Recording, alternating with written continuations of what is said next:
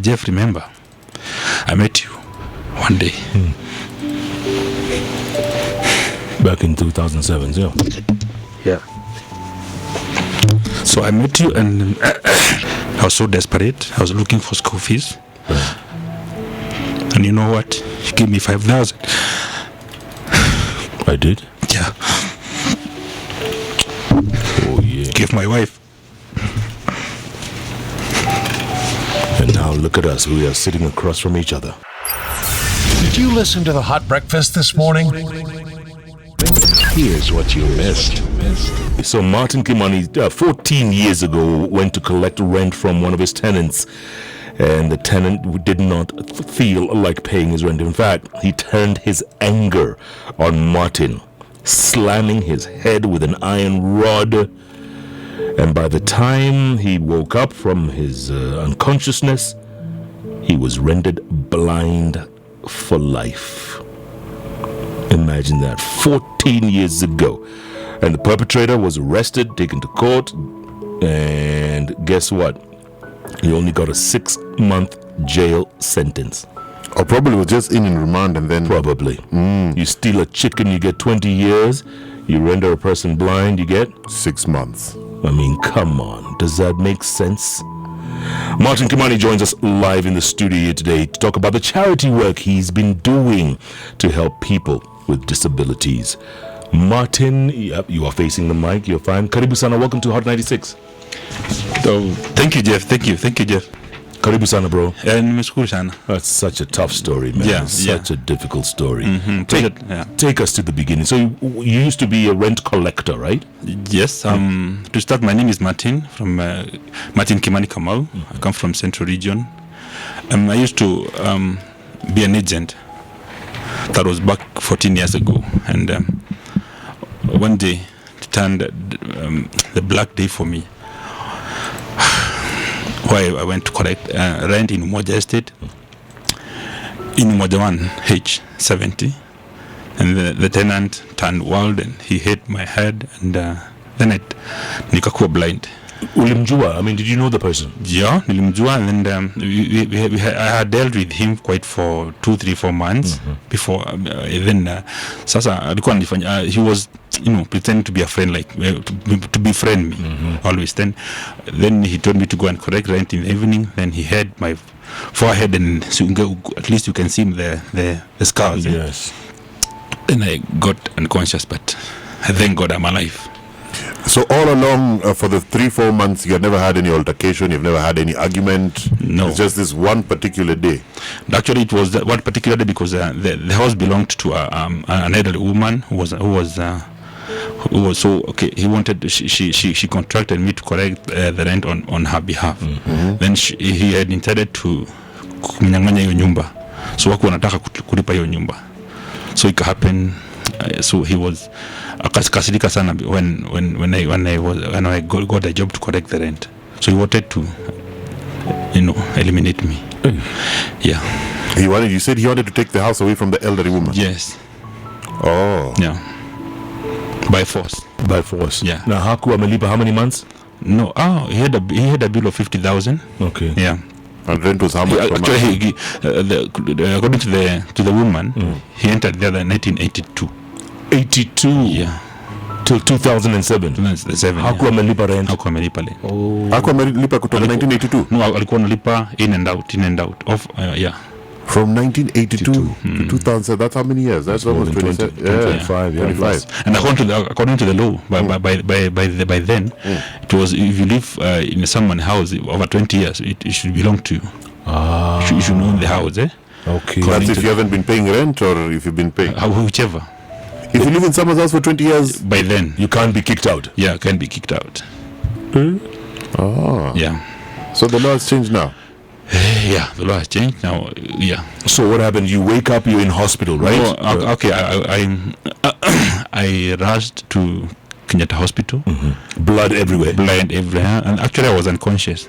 I went to ICU for 2 weeks.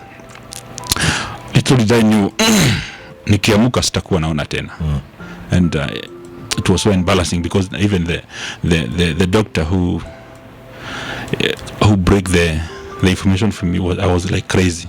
What do you mean that I won't see again? Because remember nimetoka tu kwa ward. Mimi nafikiria kama niligongwa jana because nilikuwa on in a coma, so anyway it was hard, Jeff, surely. I can imagine. I can imagine. Yeah. So this the effects of the injury just started the following day. Actually, I can't even tell because I lived in ICU for 2 weeks. So nikafanywa operation, nikasemekana amegonga mpaka nerves saa zime, then the imepasuka zote. So ile kitu ilikuwa mbaya ni kutoka hospitali, then from there I lose all the friends, marafiki wote wakaenda. Yeah, it was not good for me. I mean, I could not like it. All the friends got away. Nikajaribu kujiua for 3 times and it was not successful, but thank God I'm alive because I still had a mission. Yeah. That must have been very tough for you, Martin, Kimani, huh? It must have been very difficult. And I can imagine by then, my firstborn was only 6 months, and my wife was very new. I can imagine we had only courted. We were like 2 years in marriage, and so my big worry was, okay, how will I live alone?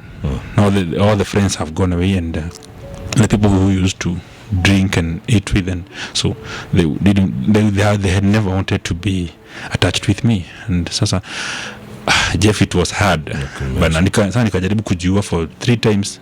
Sasa pana nikaona hapana. 3 times? 3 times. How? Ya kwanza nikaja nikanunua the dawa inaitwa Firadan. Dawa ya insect. Inaitwa Firadan. Firadan, so nikaiweka kwa glass one day. I remember it was in afternoon, and my wife had gone. Actually sahi niko Shago.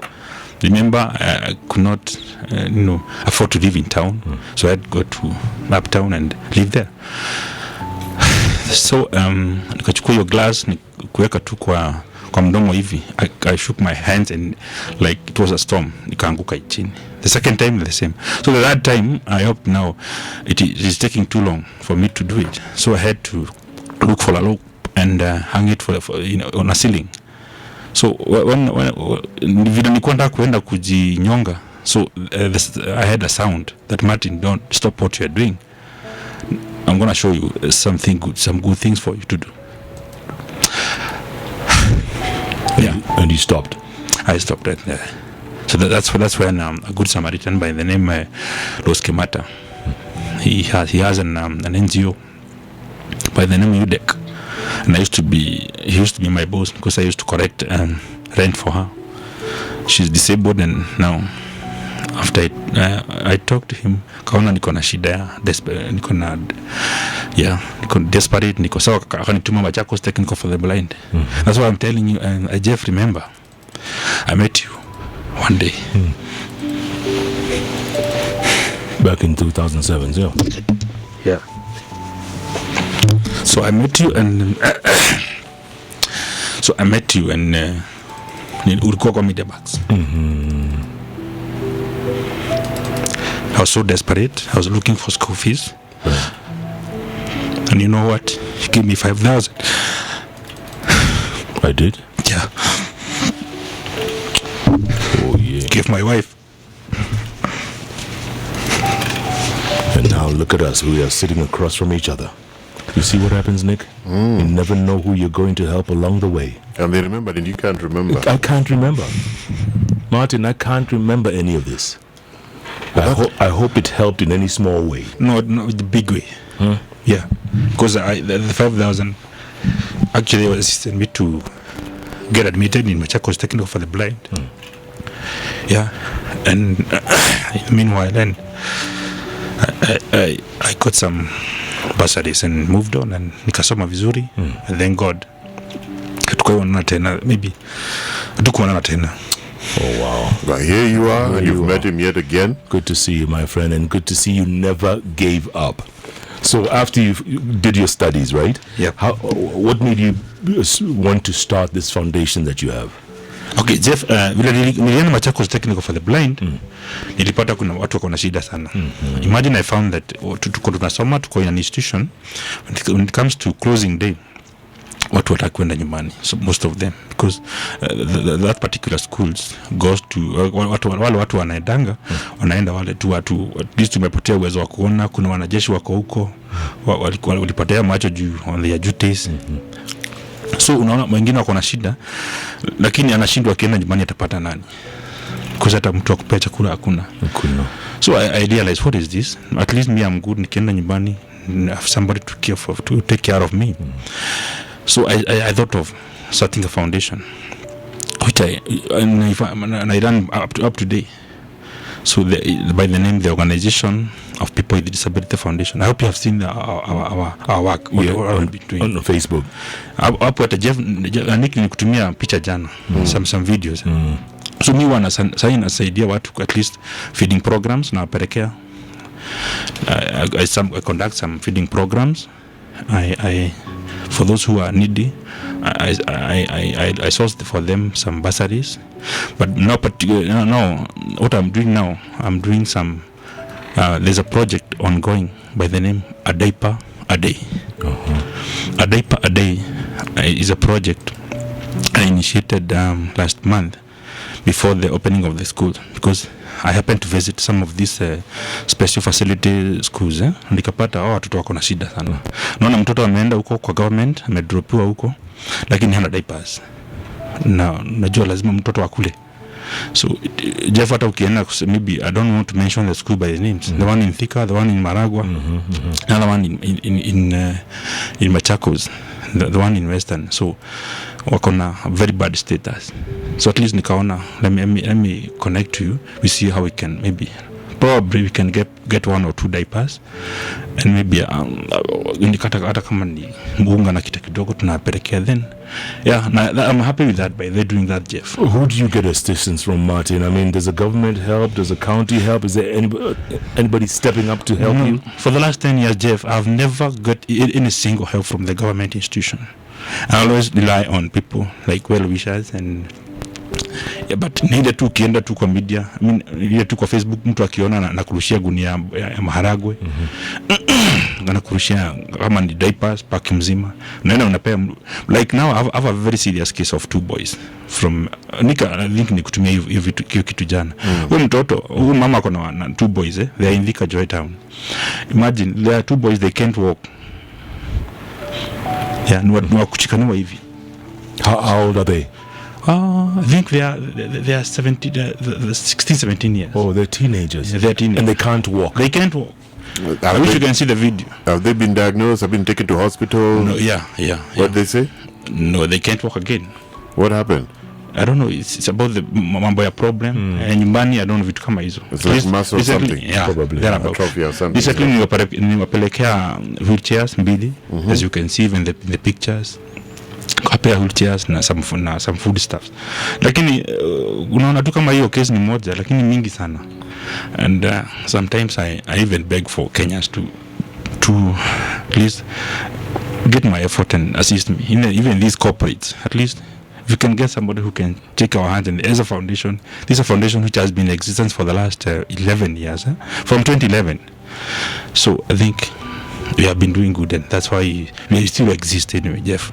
Do you write proposals to these corporates? Have you approached them? Because if the corporate doesn't know about you, how will they just decide to help? Am I making sense? Yeah. Have you written to them? Have you walked into the office, said you want to speak to whoever in charge of corporate affairs, tell them what you do, what you'd like to do? Okay, Nick, sometimes my mobility sometimes is hard, so I even try to write some, and maybe most of them maybe they don't get through, but squeeze hata ukienda kwa hizo corporate, it's like, who do you know who can help, who can forward you whatever. So me, I do where I can, like coming here, you guys giving me this opportunity, maybe somebody can hear and maybe can help with maybe 1 or 2, 3 diapers, and I'm okay. Maybe if God's time come that I will get a very good sponsorship ya mtu, at least tunaweza fanya partnership. Me, I don't care, I don't have any problem. We can still work together and partner and at least to side the community. Or in that's in regards to the diaper story. No, even if it's feeding program, even if it's about wheelchairs, but currently we are doing the diapers. Yeah. If people want to get in touch, Martin, how do they do that? Okay, we have Facebook, and we have the office contact. Where do they go to Facebook? Where? They go to OPWD Foundation. OPWD Foundation. OPWD Foundation. That is Facebook. And YouTube, I have an account by the name Disability Focus Kenyan Mirtin. That is YouTube. Then the telephone number, they can get me on 0725 925 025. And then we can 0725 925 025. That's how they can get in touch with you directly. Directly, so that we can do a diaper a day. A diaper a day. Yeah. Right. No, like your show anyway. A story a day. Yeah, a story a day. Oh, that's how you got the genius idea of a diaper a day. A diaper a day. I like that. Yeah. I like that. Are people helping? You know, it's been a tough 2 years, right? Yeah. COVID na nini. Watu wameteseka sana, Martin. Are they reaching out? Are you getting any assistance? That is now, it has been tough even for myself, even for my family. Even for feeding my family, it has been tough, Jeff. Because now you don't have somebody to cry on. You don't have any shoulder to lean on. The movement has been seized, kutoka one place to another. So ilikuwa too hectic. But at least thank God we are alive, and we are still moving on, and I thank God. Nasaidia mahali tunaweza. Yeah. What does your wife do now? My wife is a hairdresser. Yeah, and my daughter is now in actually she's at home. Unfortunately tuko na shida maybe school fees kidogo, lakini akataka high school for like Jamani Katanga high school. Okay. And yeah, and then I have 2 boys who is in grade 5. They are pioneers of CBC. Okay. The other one is PP1, and I'm happy. So I'm a father of 3. Fantastic. Yeah. Fantastic. Na mashida yote, I mean, you have your own problems, but bado unasaidia watu. That is my call. Huh? That is my call. Actually, I find myself sharing what I get from my well-wishers, even strictly directed for me. I found myself sharing, and I don't know why. And I'm not pretending, because you guys can even see on YouTube. Yes. And actually on the Facebook, the work I do, and I'm also proud for that, because maybe you never know why I lost my sight. Maybe this was, and you never know why. Maybe Jeff, we have met again. Maybe it could be a very new beginning. Absolutely. Yeah. Absolutely. Do you question God sometimes? Do you ask him, why me? Why did you do this to me? Oh, Jeff, imagine I used to, because now in my family members, I'm the only boy in the midst of 8 girls. So I'm second last. So sometimes I used to ask myself, God, why? Okay, I'm the only boy now. Why me?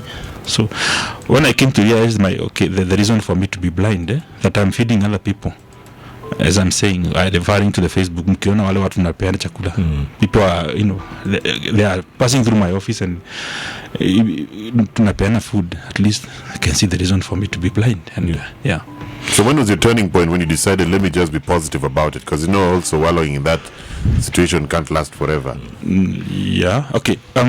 It's just by the time I went to Machakos Technical for the Blind, so I found there are so many people who have. Yeah. Which year was this? That was 28, 9 and 10. Ah. Yeah. So I spent there 3 years. So that's why I don't have a problem. People watu wako na mashida. Naona mtu haoni, hasikii, na haongei, you see? Mtu mwingine alienda kwa ward akafanywa operation ya kichwa. Hiyo operation ikaenda na smell, ikaenda na macho, na ikaenda na hearing. So naona mtu bado na yeye hiyo ni mambo ya hospitali like me. So somebody did this for me. So at least I got watu wananiambia at least Martin yuko sawa. So there's a lot of encouragement that comes around with the patients there, but there's also a lot of sadness. Yeah. But you have made it through, Martin. You never gave up. I never gave up, Jeff. Yeah. And what happened to the guy, the perpetrator, the guy who hit you, the tenant? No, as I said, the guy was jailed for only 6 months or the fine of 30,000. Of course, he did the 30,000, and he's now a free man. By the way, before I came to admit, I only realized that forgiveness is the best thing. When I started forgiving that boy, that man, I started healing. When I started forgiving that man, I started healing, Jeff. Yeah. And from there, sometimes I don't even remember that I don't see. Sorry that you have come to that story by now. Right. But I'm comfortable. Yeah. He has never reached out to you. He has never to say, I'm sorry or apologize. No, he has never. But you forgive him. I just completely forgive him. And that's why I moved on. Yeah. You can see myself, I'm okay. Martin, tell me, don't we have, under the Constitution, we have a department of, to deal with people with disabilities? Yes. Now, there's a whole organization under that.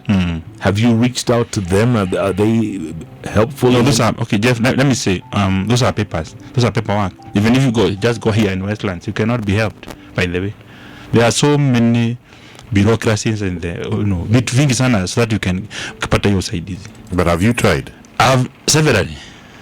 You see, when I'm being in this foundation for the last 10 years, I have tried almost everything concerning the. Ukiona nikianza sasa kuanza kusema lazima at least hata nigo nitafute mtu kama celebrity kama Jeff ama Nick tusaidiane, because I'm naomba Mungu at least mkae masiku mingi mkona the good health lakini there's nothing but to be kuwa disabled na ulikuwa mtu regular. Life completely changes. Okay, what about MPs? Remember in special designation kama Ole Sankok, right? He's supposed to deal or represent people with disabilities. Nakina Maura. Isaac Maura. No, sometimes they made some good laws and ukifika hapo lazima pia ukuwe na mtu na kushika mkono. This is Kenya, Jeff, my friend.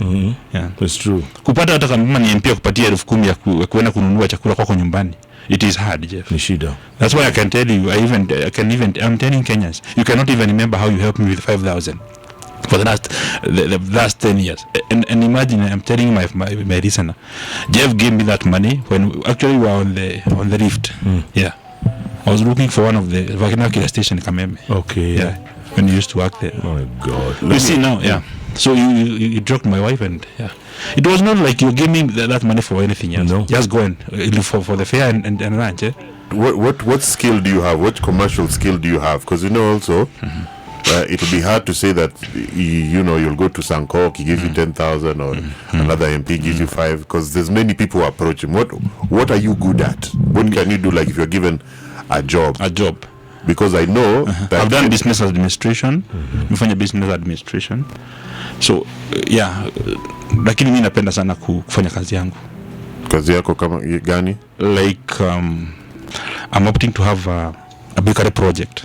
Bakery project where I can employ even people with disability. I create some employment.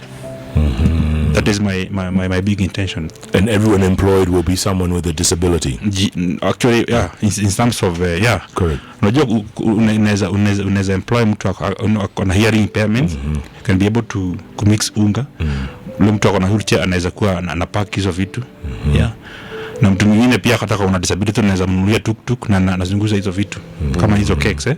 So I want to be an entrepreneur, to be honest. So that is the project I'm still the long-term project I'm carrying on to have a bakery. And maybe probably I was wishing to have a fundraising maybe to commemorate to remember the 10 years and have that fundraising hata kama 1 or 2 million at least to have a very good bakery and to employ watu, because ukiweka hiyo project plant kama hiyo that is for life. Unajisaidia na unasaidia mwingine. Huwa nafanya counseling. Naongea naenda kwa corporates na mentor also. Yeah. What I can say is I'm happy that you've decided to become positive about what you went through and the initiatives you're taking.